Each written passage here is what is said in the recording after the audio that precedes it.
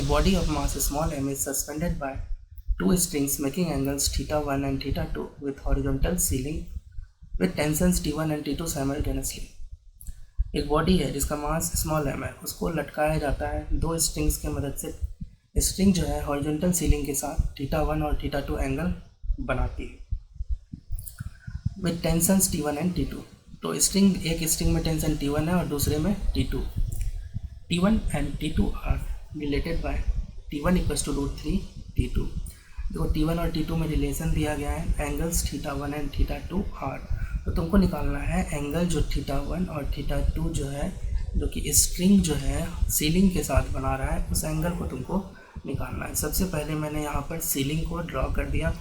इसके बाद मैं ड्रॉ करूँगा दो स्ट्रिंग्स को। एक स्ट्रिंग सपोज कुछ इस तरह से ले लेता हूँ और यहाँ पर मैं बॉडी को बना लेता हूँ। लेट्स से कि दिस इज बॉडी। बॉडी का मास m है तो एक वेट लगेगा, वेट वर्टिकल डाउनवर्ड लगेगा mg। अब मैं दूसरा स्ट्रिंग को ड्रॉ कर रहा हूँ। सपोज दूसरा स्ट्रिंग कुछ इस तरह से है ना। एंगल जो है तुमको हॉरिजॉन्टल सीलिंग के साथ जो एंगल है ये है θ1 और ये है एंगल θ2। देखो हमने सिचुएशन को पूरी तरह से ड्रॉ कर लिया है। इसमें जो टेंशन है वो T1 है और इसमें जो टेंशन है वो है T2। अब देखो हम रेस्ट का कंसेप्ट लगाएंगे। तो जब बॉडी रेस्ट में रहता है तो किसी भी डायरेक्शन में फोर्स क्या होता है, ज़ीरो। तो हम यहाँ क्या करते हैं, मोशन इन ए प्लेन में दो परपेंडिकुलर डायरेक्शन में फोर्सेस को ज़ीरो शो कर देंगे।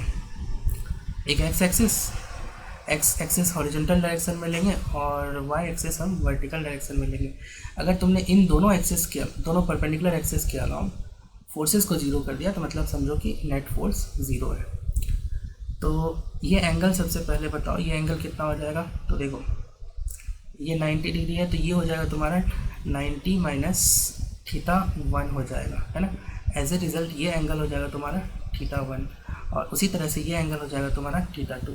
तो हम पहले x कंपोनेंट को बैलेंस करेंगे। x कंपोनेंट जो T1 का जो x कंपोनेंट होगा ये वो होगा T1 cos θ1 और इसको बैलेंस करेगा T2 का x कंपोनेंट T2 cos θ2। देखो इसको बोल दो इक्वेशन 1 और तुम्हारे पास एक और रिलेशन दिया गया है T1 इक्वल्स टू √3 T2। तो देखो इस रिलेशन को भी ओबे करना चाहिए, तो इसको इक्वेशन 2 बोल दो। अब देखो हिट एंड ट्रायल मेथड से तुम θ1 और θ2 का जो वैल्यू दिया है उसको यहाँ पर रख के देखो कि ये सेकेंड रिलेशन क्या होल्ड होता है। एक बार θ1 और θ2 जो है थर्ड रिलेशन से देखो 45 लेके इसमें पुट करो तो फिर देखो ये थर्ड रिलेशन, ये सेकेंड रिलेशन ओबे नहीं होगा, है ना। उसी तरह से एक बार 30 डिग्री ले लो θ1 और दूसरा 60 डिग्री लेके चेक करो, उसमें भी तुमको ये सेकेंड रिलेशन ओबे नहीं होगा। लेकिन जैसे ही तुम θ1 को 60 लोगे और θ2 को 30 लोगे, ठीक है, एक बार लेके देख लो। T1 cos θ1 कितना ले रहे हो 60 इक्वल्स टू T2 cos 30। तो T1 cos 60 कितना होता है 1/2 equals to T2 into cos 30 √3/2। देखो ये सेकेंड रिलेशन तुम्हारा ओबे कर रहा है और ये कर रहा है फोर्थ। तो यहाँ से भी तुम आंसर कर सकते हो कि option 4 will be the correct option, है ना। तो लेकिन हम mg के T2 की भी वैल्यू निकालेंगे और T2 की वैल्यू निकालने के लिए तुमको लगाना होगा वर्टिकल डायरेक्शन में, y डायरेक्शन में नेट फोर्स को ज़ीरो करना होगा। तो देखो y कंपोनेंट जो होगा T1 का, ठीक है, कुछ इस तरह से होगा और उसकी वैल्यू होगी T1 sin θ1, है ना, प्लस देखो T2 का भी y कंपोनेंट ऊपर ही आएगा तो दोनों ऐड हो जाएगा। तो ये हो जाएगा T2 और sin θ2 और इसको बैलेंस करेगा वर्टिकल डाउनवर्ड वेट जो अपोज है ना नीचे लग रहा है mg के बराबर आ जाएगा।